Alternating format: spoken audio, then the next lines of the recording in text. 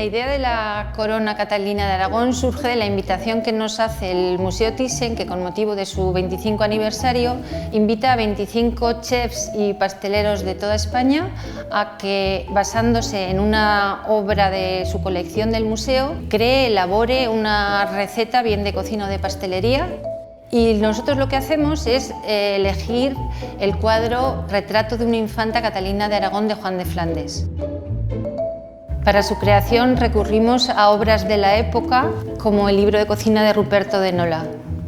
Lo que tratamos de hacer en Ascaso fue transmitir la fascinación que nos provocaba en la figura de Catalina, aparte de estética, su personalidad, lo importante que fue reina de Inglaterra. Y lo que nos planteamos fue qué le podíamos dar a Catalina en su momento. Hacer un postre que ella hubiera podido tomar en su tiempo. Así utilizamos el agua de rosas para el mazapán, el azafrán, el jengibre, la pera, todo aquello que se hubiera podido hacer entonces.